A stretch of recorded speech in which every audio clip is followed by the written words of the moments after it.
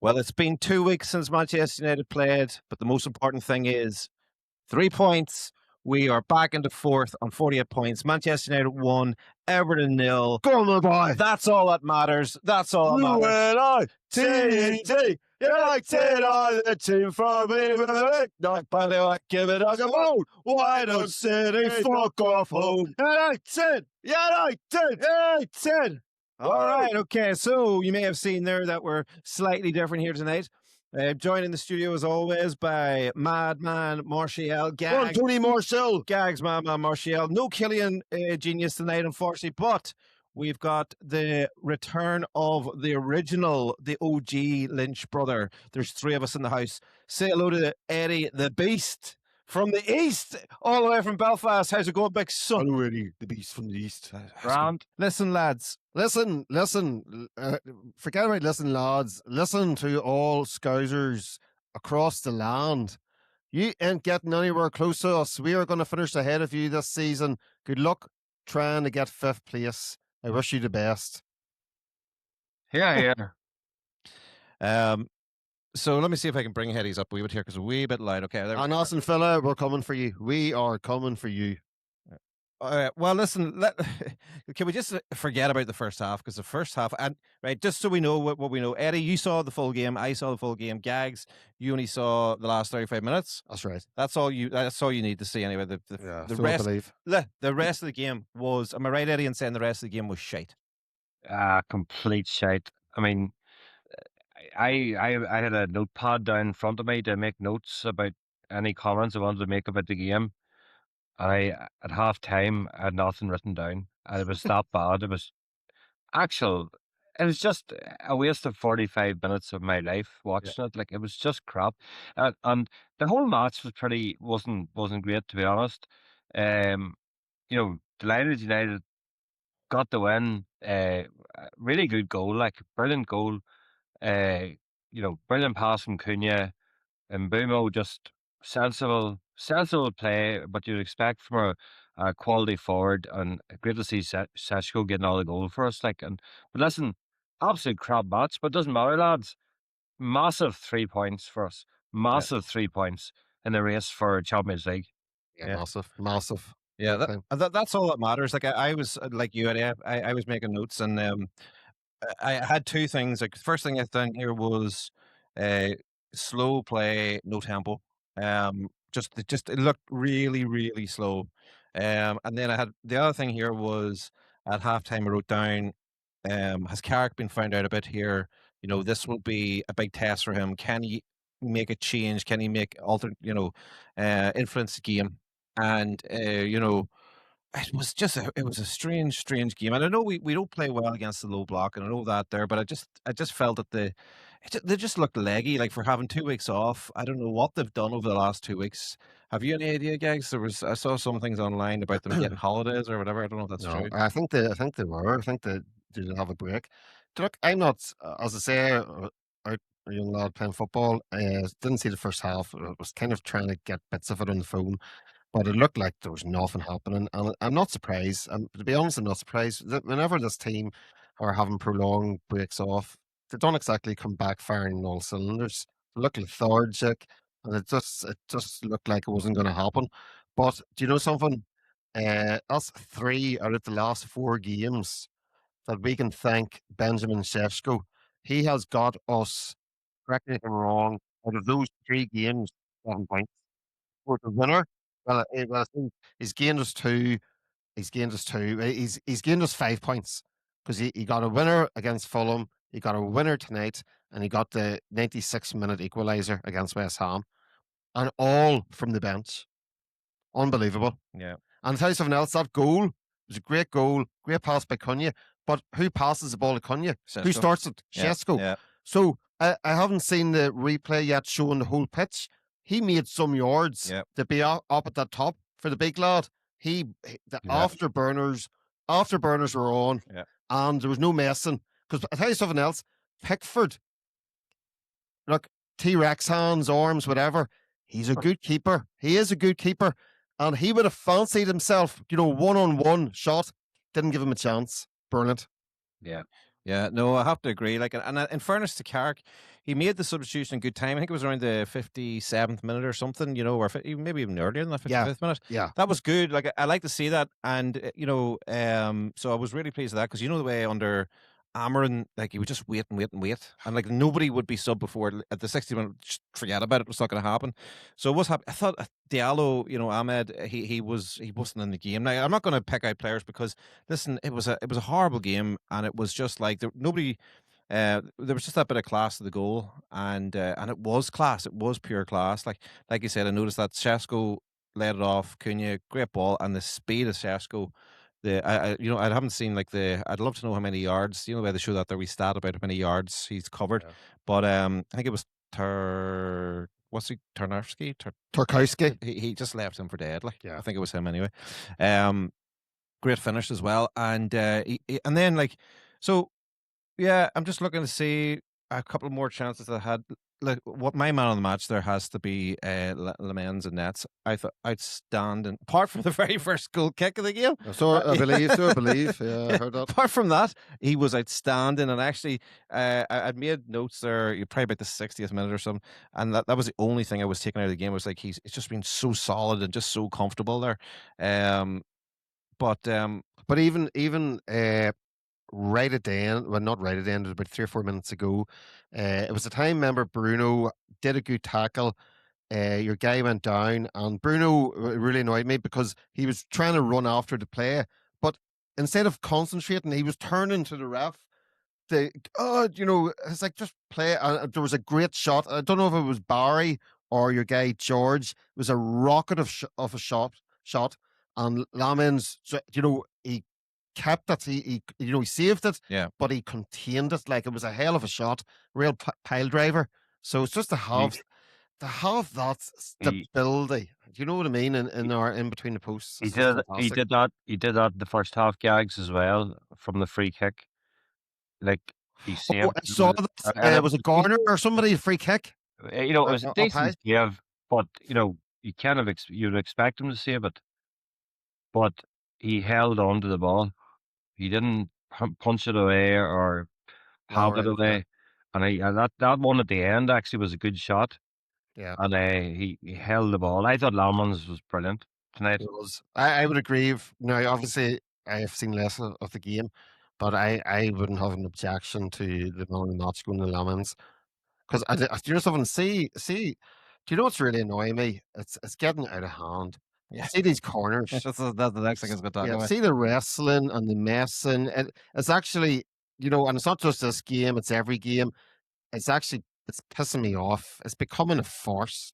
People are paying good money to go there, and they're watching these footballers prancing about, wrestling, falling to the ground. Jesus, just play a football, guys. Do you know what I mean? It's becoming complete farcical situation. It's like Sunday League football. Like, you know what I mean? It's worse. Just amateur. Like, I mean, Worse. I actually was checking up on ChatGPT in the middle of that game just to find out what is the actual rule around it, because I've just I blame Arteta for all this. Yeah, I was going to say it's Arsenal. I blame Arsenal for it. Yeah, but the other thing about it too is so from what I was saying, the rule there is the players can literally stand right in front of the goalkeeper, and it does allow for a bit of movement and stuff as long as they're not blatantly. But I was just thinking about that. If you were doing that at anywhere else in the pitch, do you know what I mean? And you're standing right in front of the guy, you'd be done for obstruction. And there's something about the defender players, if they're forwards or whatever, the opposition is right on top of your goalie. There's something I don't like about the defending team getting in between them and the goalie. Yeah, well, because it's like there's no room, at all. Was it Dak said that last week? Was it Dak? Yeah, and it was a good point. He was saying it's almost better for the defenders to leave the opposition players around the keeper, because the defenders are causing more of an obstacle to our keeper. Do you know what I mean?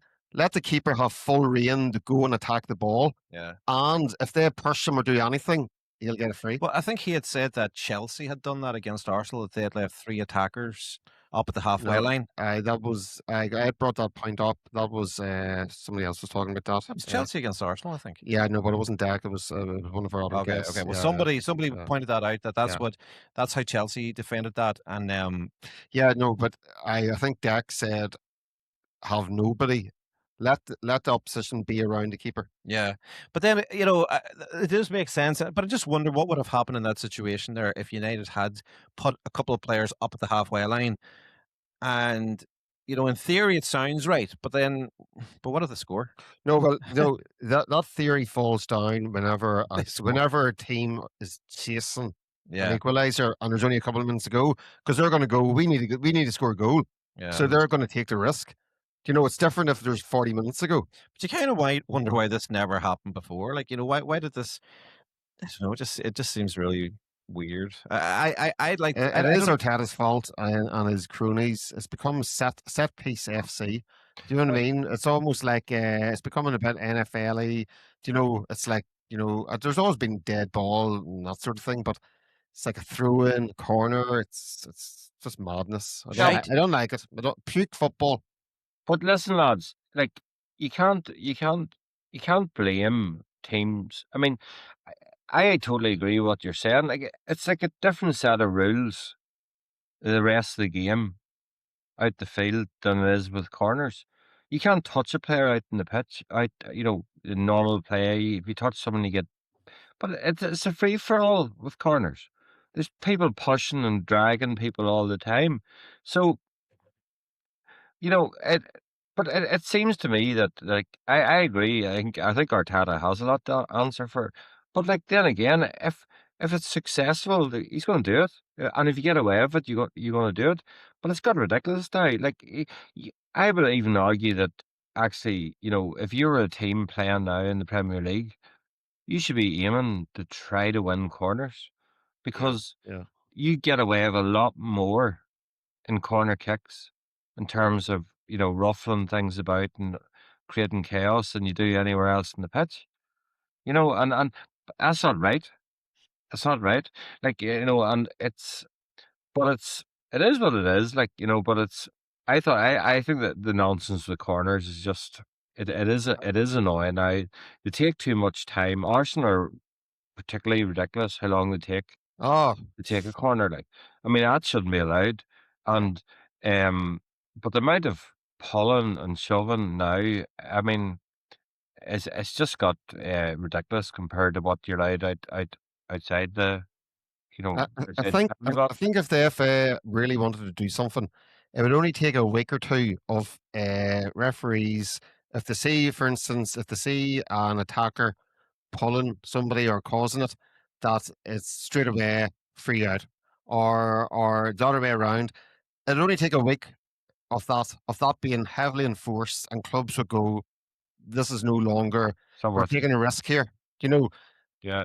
There has to be a strong response, and that could be a problem because the officiating, as we know in the Premier League, is just It's, so well, VAR and it's man, just not. And diving should be wiped out of the game by if you brought in retrospective oh yeah, bans for people who dive, you would get out of the game within a few weeks.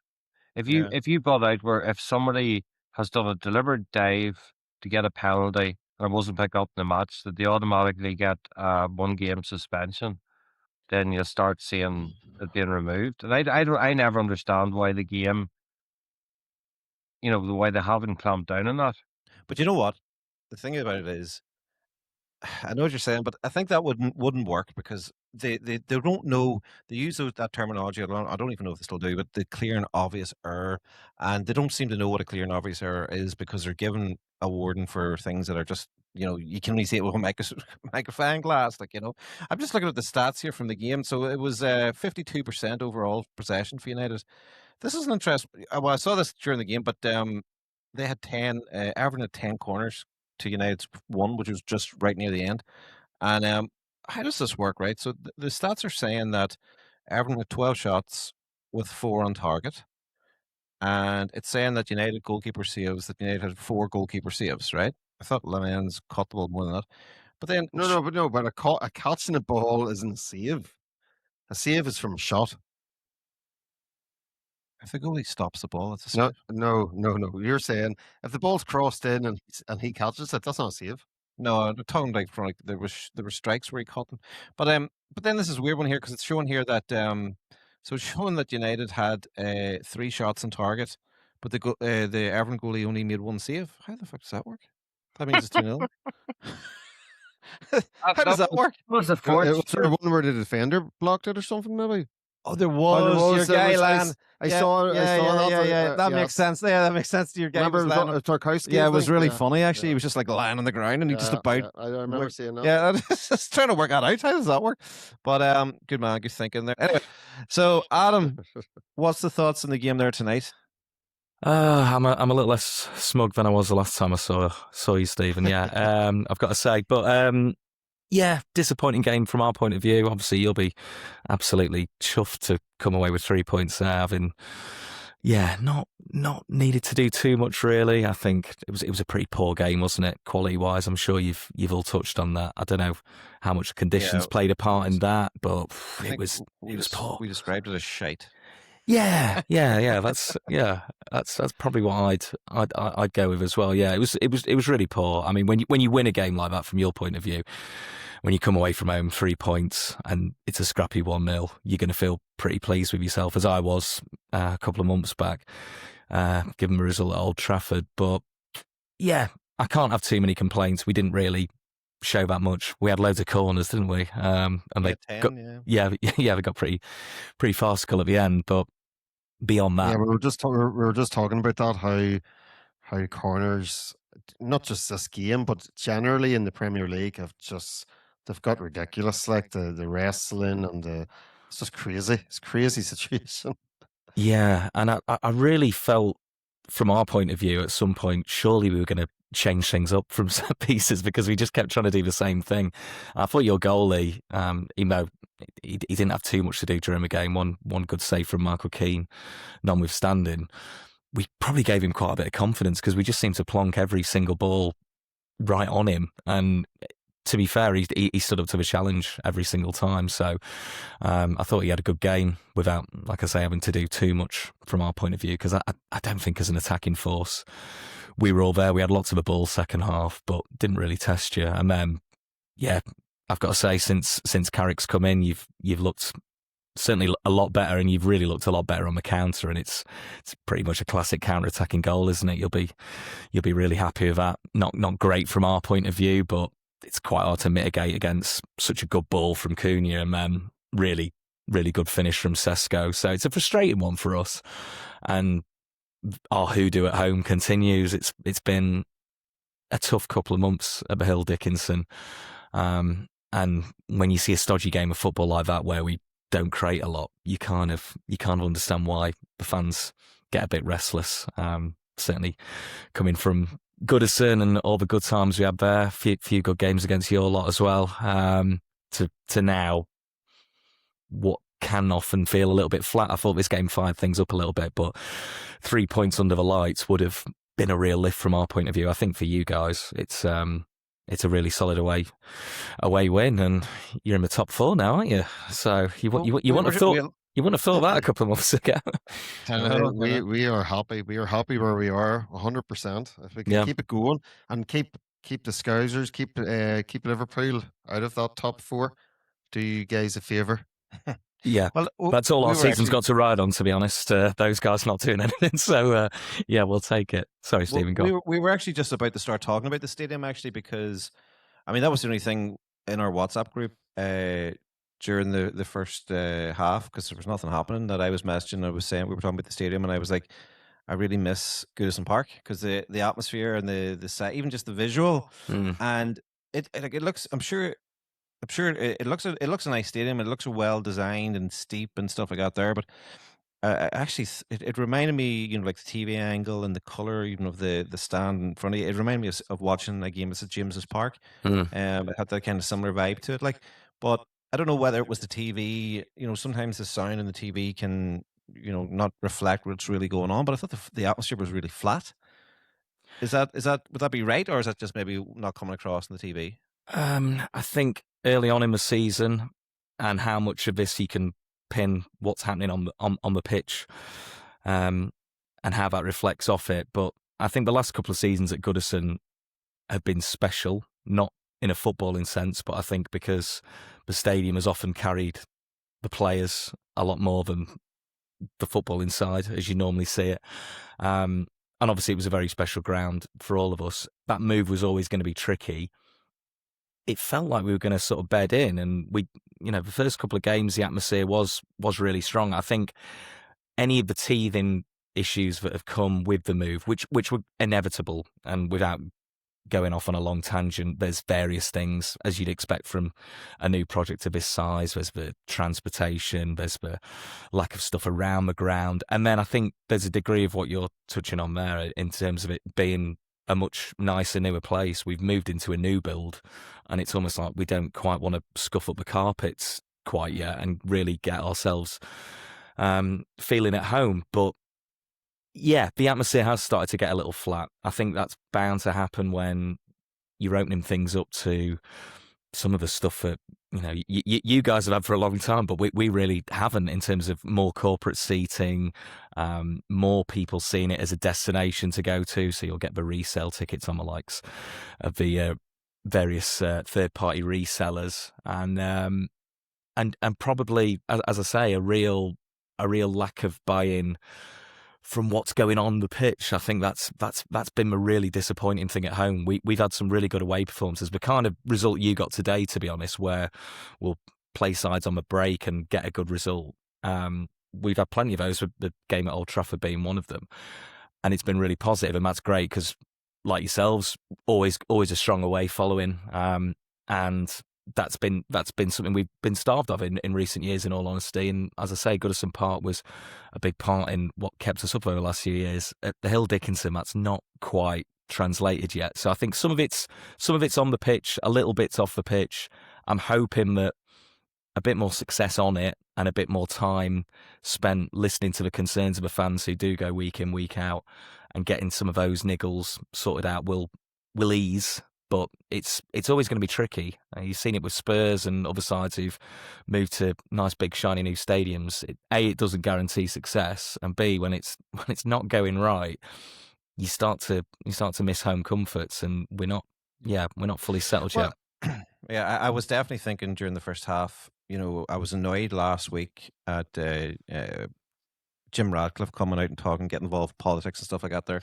I was actually glad he did it today, because I was thinking to myself, hopefully because he knows he's looking at the government to fork up a lot of money for this new circus tent at Old Trafford, or the new Old Trafford, the Wembley of the North. And but I wouldn't fancy it. Like, I just think we need to stay at Old Trafford if we can. But no, listen, I mean, obviously, look, tonight's game was just it's 3 points, and that's all that matters to us. I tell you what, I was impressed with the young lad that you've got on loan, Tyreek George. He looks real talent. Yeah, I think he could maybe be good for us the rest of the season. Yeah, I hope so, because I think if there was one thing the game was crying out for, to be honest, from both sides until you got the goal, was just that little bit of quality, someone trying something. I thought it was either going to be that or something really spawny and lucky that won that game, to be honest. In the end, it was a good goal on your part that we couldn't really do anything about. But I think he definitely injected a bit of something, certainly some pace, but a bit of unpredictability, which we have from Illiman and Jai, but so often he was really on the fringes of the game. And I think you could probably say the same about your players that make a difference like that, and Buemo was kind of away from it as well. Cunha got fired up at the end, didn't he? But didn't really get a chance to sort of show what he can do in an attacking sense. It was a scrappy game, but yeah, I agree. I think Tyreek George looks a promising player, and we've got an option to buy him, so hopefully we'll see a little bit more. Was that right? Yeah. Oh, okay. Yeah. I mean, what is it? What's the fee? Do you know, or is it? I'm not sure. I know Fulham were pretty heavily linked with him last summer, and I think the fee was somewhere in the sort of £20 to £30 million range. Chelsea have got enough players, I think, to stock most sides. So, yeah, I think hopefully we can see a bit more of him, because in reality our season does not have a lot left in terms of things riding on it. So if one of those areas we can look at is young players coming through, that'll certainly be one of them. Do you still have to play Liverpool, or have you played them twice? We now still got the game at Hill Dickinson. So yeah. Yeah, that'll be good. Yeah. Uh, Maybe do us a favour, Neil. Yeah, we'll thank be rooting for you. Listen, Adam, I appreciate you coming on tonight. And yeah, listen, that's us for the season with you. Then we've no more. It's not like we can meet you in any cup competitions or anything. So No, as I said, our season is well and truly over. So yeah, that's that's it from my point of view. But no, thanks again for having me on. Cheers for being good sports, and yeah, good luck the rest of the season. Yeah, you too, Adam. Same with you. Same with you, Neil. appreciate you coming on. Good Cheers, man. lads. Cheers. Take it easy. Cheers. Bye bye. Quite a disappointed Everton fan perspective, and I suppose it's only to be accepted. But somber enough. If that's reflective of the Everton crowd, there seems to be real maybe disappointment in the season. I think the ninth place isn't Yeah. bad. As you said, they're actually only 3 points behind seventh. Forget about eighth. And I know maybe, and I think Adam did say it. It's the inconsistency, and it's driving them to kind of go, yeah, we might only be 3 points behind seventh, but we ain't going to get any closer than that. But you never know. You never know. They have a few good wee players, Everton. Like, Do you know what I was thinking? Uh, Sorry, Eddie. Do you know what I was thinking whenever you asked them? Would you just want to get into the? I was thinking like last season, whenever we were come to the, I was like, I don't want to play in the Conference League. I don't want to play in the Conference League. and then you did. And then, do you know what? You see the fact that we've had no Europe. I would take it. I would play in the Conference League now. In hindsight, I never want to go through another season without European football because it's just shit.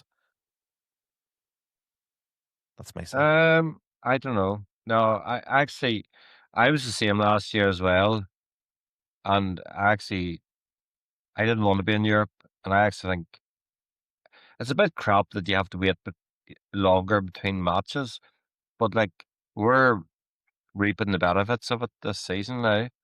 Like jeez, I don't know. Like if we were like in Europe with Ruben Amram in charge. Yeah, that's true. I don't even like I'm not even being funny here. Like we could have been a lot further down the league.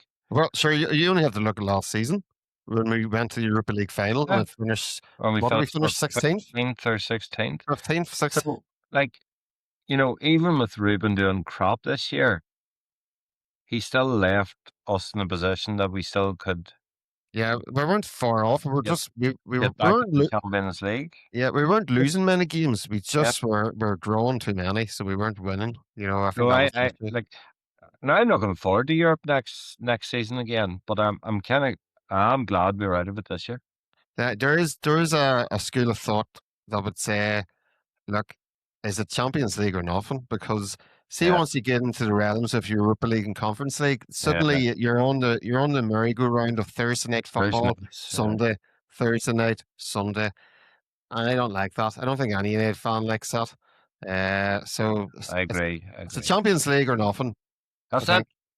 Yeah. That's it. That's it. That's it. Michael, Champions League or nothing, mate. Well, the good news is I had a quick look there, and I think we did actually have it recording video-wise, so Good. I think we'll be good. I think we'll be all right with that. I'm just 100%. looking at our next. Thankfully, we don't have to wait as long now. So we've got game this Sunday against Crystal Palace at home. What I am thinking about though is like, the first 4 games. What we were saying was how much fun it was to watch the games. Now we've had 2 away games, which have been stinkers, in reality. Coming up at home, Crystal Palace, are they going to play a low block? Yeah, Crystal Palace. Well, Crystal Palace sort of kind of do that. They kind of do that anyway. They have the 3-5-2. They're not playing well. There's real problems at Palace. I mean, like Lucas is a Palace fan, and we didn't see the Palace game. He stayed at home. We were at the Armagh game, and I said the 1-0, 1-0, yeah, the last minute or something. And he's like, "Were you happy?" And he's like, "No." He's like, "We played shite. We were absolutely shite." And he goes, "I didn't even cheer." It's like, "We're useless." So there's problems there. Now I don't write them off because, I mean, Palace were a decent team. They've lost a few players, and Glasner. I think the problem is Glasner. There seems to be real turmoil. Glasner looks like he wants to be sacked. Steve Parish isn't sacking him, and I think there's I mean they're ripe for being beat. You know, I think we have a score to settle from last year's Old Trafford game.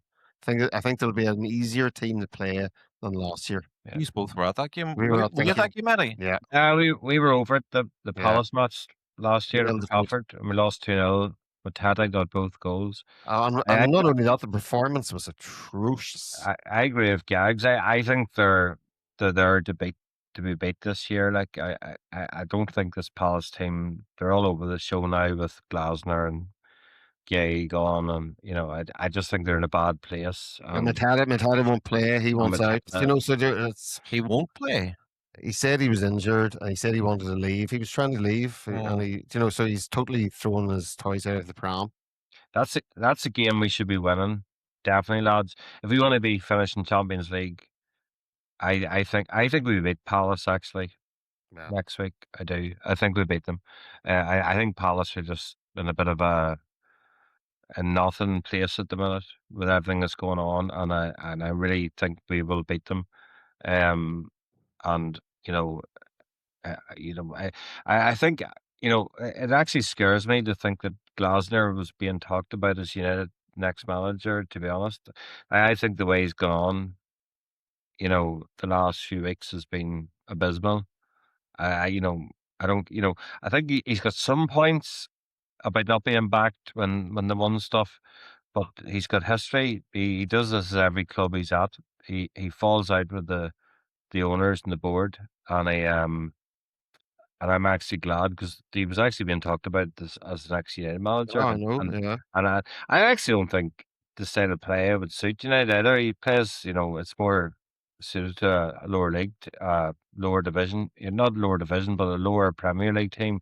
It's more about sitting back and hitting the counter, and I think I'm glad that that's come out, but I actually think it's really sad for Crystal Palace because he is the most successful manager in their history, and he's delivered what no other manager did, and I actually think it's a real shame the way he's handled things, because even though he was leaving the club, I think he could have done it in a lot better way.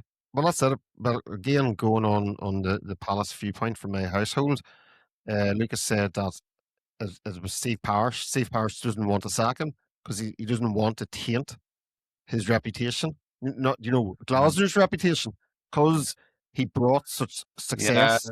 You know what I mean? And that's yeah. The funny thing is, we went to see Palace in December playing Shelburne down in Tulka Park, and they won 3-0 that night, and they didn't win again for their next 14 games. So we kind of scudded them. Jeez. that was the pinnacle of their season. And then that was it. It took them 14 more games before they got another win. Wild. I'm looking at their last 6 games in the Premier League. Like, so they won the last game. So they've got 3 losses, 2 wins, and a draw in their last 6. Yeah. I don't know. I mean, again, that doesn't really tell you a lot. I mean, look at Everton. They were 2 wins, 2 losses, 2 draws in the last 6 games again. So I would like to see what are our thoughts here on Carrick and on the performance of the last 2 games? Any concerns about that? Or is it just a case of sometimes you have to play dirty? And I'd like to see a return to faster movement and stuff. I was a wee bit worried there tonight that I was like, if this is a second game. I was like, because when he first came in, everybody was alive. You know what I mean? It was like, and I know that the opposition we were playing were playing, they weren't low block and stuff like that there. But at the same time, you're thinking to yourself, can you not find that speed? At the same time, I think they go to the Olympic Stadium or whatever that stadium's called, and to go to the Hill Dickinson Stadium and come away with 4 points is look. I know what you're saying about the performances and maybe a bit of concern. End of the day, this season we need points. He's got us 4 points from 2 tricky away games. There's no easy games in Premier League. There's no easy games, and the West Ham ground is a bogey ground for us, and it's never easy playing Everton away. I don't care what stadium it is. It's never easy. And Davy Moyes is a wily owl manager. He's a hard one to beat as well. So it's another scalp for Michael. Yeah, I having watched the match tonight, unfortunately, having to watch that first half, I had a lot of time to think about that question that you posed there, Stephen, about Carrick, because I was sitting thinking, yeah, this is a really poor game of football, and I had a lot of time to think about, Carrick in terms of, is this? I think I was thinking about it like, is this a decent result? Is the point a decent result here tonight? Because Moyes a good manager, Everton are no mugs. But I was really disappointed with the match, and I was kind of, at that early stage in the second half, I was kind of thinking, you know, if we want to be a Champions League team, and I think we have a decent squad to get that. I was starting to think, right, Carrick, what are you doing here, like, to change the game? Because it was so poor, it was so pedestrian, it was just so, you're thinking, are you just going to settle for a point here or not? And and far as he made the changes, I think Gags maybe mentioned earlier, I think he's making changes quicker than Ruben is, because I thought to myself before, I was thinking he needs to make changes. If we want to try to win this match, he needs to make changes to this team, and he did put Sheshko on and give him a proper amount of time. I mean, one of my biggest criticisms of Ruben was making changes far too late, and also, changing the defense for no flipping reason, Yeah, like, yeah, and exactly. so you got to give Carrick, but it was one of those matches tonight. It was a crap match. It was just like one moment won it. A draw wouldn't have been a bad result. It would have been it would have been an okay Disappointing though. result, Yeah. but you've got the win, and at the end of the day, it's if Carrick gets us in the Champions League, for me, he has to get the job. Yeah. No, I agree with that. 100%. 100%. No, and absolutely. Listen, it's all about winning. It's all about getting 3 points. It's all about keeping in that top four. And Get qualifying for the Champions League, and this is not going to come as a surprise to you guys. It completely transforms Massive. how we do business in the summer. Yeah. How we rebuild. The difference between qualifying for the Champions League and not qualifying for the Champions League is massive. Yeah. So if Carrick does it for us and gets us the Champions League, he 100% deserves to be given a 2-year contract, and away we go, and let's build, because we really need to qualify for the Champions League, because if we don't, financially, I don't know what the summer Yeah. looks like for us. Great. I was reading there today. They're seeing some kind of reports that they're kind of saying that Fernandes will stay if they make Champions League. I fully believe that. I think he will. Like, yeah. I think I'd like to see him stay. Definitely would next season. I think he's done well. Like we talked about that in the last show. As long as he's playing number 10. yeah. All right. Well, listen, guys. Let's just finish up here tonight with talking about this Sunday. So it's a 2:00 game on Sunday. Home against Crystal Palace. Eddie, saying you're our guest here tonight. Any predictions for that? 2-0 United. 2-0 United straight away. Is Sheshko start? Or do we keep him as Solskjaer's replacement as a super sub? I think it might be the same team as started tonight if there's no injuries. I Gags, what do you think? think Sheshko needs to start. I think he deserves it. I think you have to reward his performances of late have been fantastic. He's winning us games, and I know he's doing it off the bench. The guy deserves to start. We're at home. We're meant to be the aggressors, and he's given us something different. And I think he deserves to start. And I'm sure it's no bad thing to have Mbeumo coming off the bench if you need him. I I think Mbeumo's been a wee bit off colour of late. I know he got the assist tonight. I think Sheshko has to start. But I was going to say, Gags, who does he start ahead of Mbeumo? Yeah, I would. I actually think if he does start, it could be more likely Cunha. I think Carrick will drop Cunha, but I think Mbeumo. And look, put Mbeumo on for the last half hour. Bumo has created made the pass to Sheshko for the goal Yes, today. but Cunha passed to him. And in the last game as well in London at the West Ham. Well, I think Sheshko made that pass by Mbumo. You know, he gave Mbumo the assist rather than Mbumo assisting Shesko, because it actually was I don't think it was a great cross. I think he No. just made it. He made an incredible finish from it against West Ham. But look, ultimately, it's still an assist. But I just think Shesko deserves to start now. I mean, come on, you have to reward the guy. I don't care if he starts or not, as long as he keeps scoring. I don't care if he scores as a starter. I'll not see that game 2:00. Yeah. I'll be at Castle Bar for the Armagh game. What have your prediction for it? Yeah. What did he say? 2-0. 2-0. Palace. Yeah, I don't think Palace. I think we get another clean sheet. Yeah, and I think 2-0 sounds about right. Yeah, I'll go with 2-0 as well. All right, I'm gonna. I just it seems sensible to say that. I'm gonna say 3-1, just to be different.